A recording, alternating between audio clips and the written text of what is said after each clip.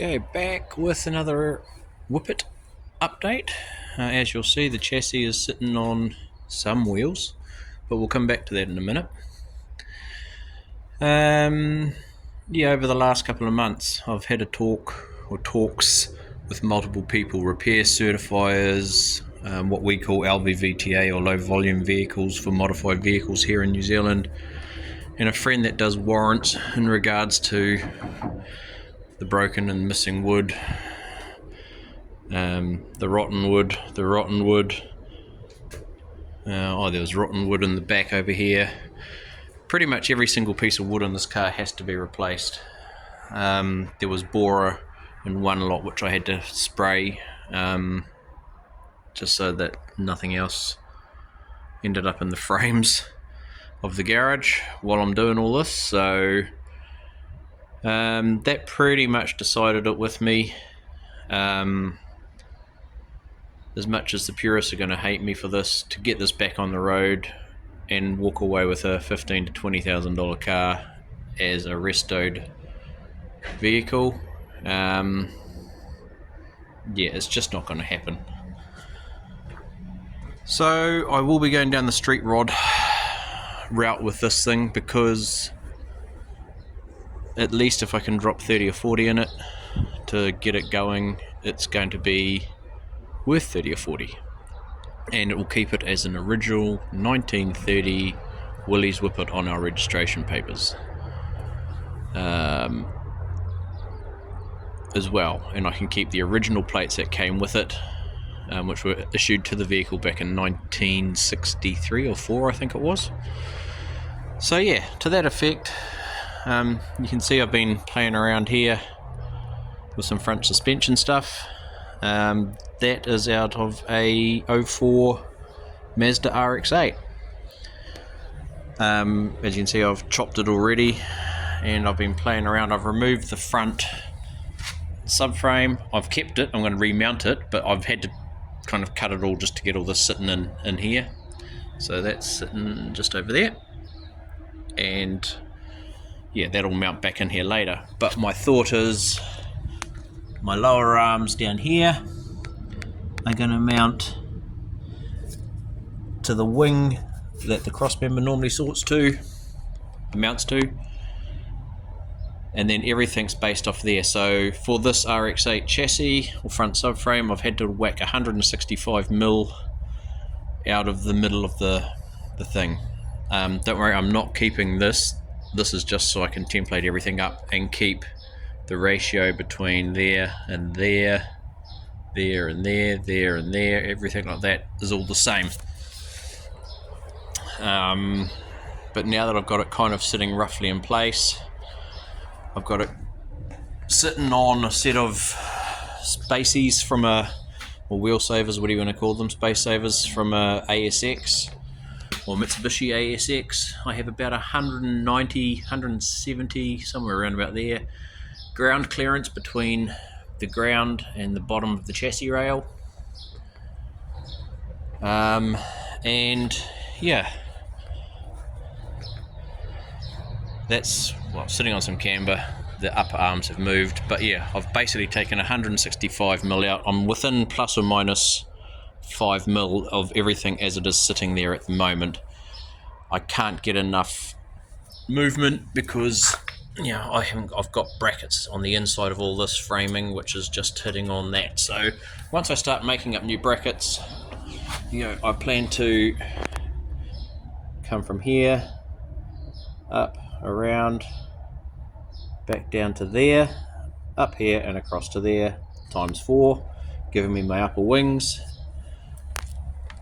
and a plate off here coming out, and another one going effectively across to the other side to help tie in those back ones.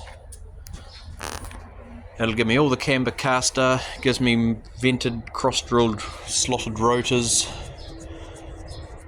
I'm just playing around with the steering rack at the moment, just going to get all the outer steering knuckles off. So if I can get those outer steering knuckles off, I'll get it into here somewhere. I think they end up coming through about here. Was it? Yeah, I think it's about there. And I need to keep the inner knuckle or the inner joint in between those two bolts, otherwise I'll end up with bumps there, and then I can start measuring for the size of a rack that I'm going to need.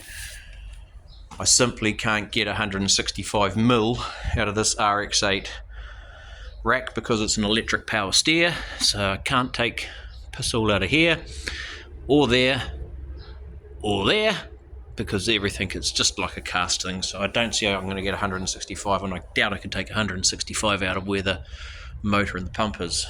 But we'll take it through to someone and ask nevertheless, because having power steering would be nice. Not that I don't think it's going to be required, because the engine's sitting back here and the steering's right at the front, so it should be pretty light.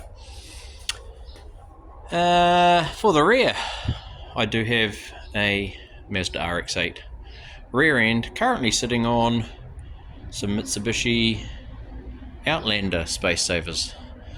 So those are a 17, those are an 18, just to give me the look of, you know, if I went with some skinnies and some white walls, you know, smaller front, bigger rears, kind of get a height idea. Again, subframe's just sitting there just to mock some stuff up and give me an idea. But my plan at this stage, as you can see, I'm playing around here, and one of the things I need to be careful with is that I need to keep at least 80% of the chassis to keep it as a 1930 Willys, otherwise it becomes a replica 1930 Willys. And yes, I will be boxing in the C channel to make it a box channel. But for now, I've decided I'm going to take a V out of here, which will bend this pipe in so that it follows the factory RX-8 chassis, so it'll cut in, and then I'll take another V out, bend it this way to straighten it back out, effectively narrowing the chassis to there. And you can see what I'm trying to achieve is that then the mounts for this bracket will all kind of mount onto this chassis, allowing me to run all the factory RX-8 rear arms. The lower mounts, don't need to worry about that, because that is an old engine mount, body mount, being that the Mazda was a unibody. And so the ones that I need to worry about are this one and that one, so they'll all get cut off. And with my chassis rail coming in through here, I'll be able to mount those onto the factory chassis rail. So you get the idea. There'll be a couple of new cross braces. I've got everything sitting here. The thing I did like about the RX-8 actually is when I had this rear front subframe sitting in so that my axle center met the that was where the axle center was, so that's my bump stop. And so when I did have this all lined up, but I've just been moving stuff around for the front. But when my axle center's lined up, there's a factory bar that runs across the rear of the Willys for the cab to sit on. And that bar was literally, the edge of that straight edge bar was literally in line with this. And that there and that there are my two mounts that I need for the wings for the RX-8's diff, because it has a solid mounted center rear diff. And yeah,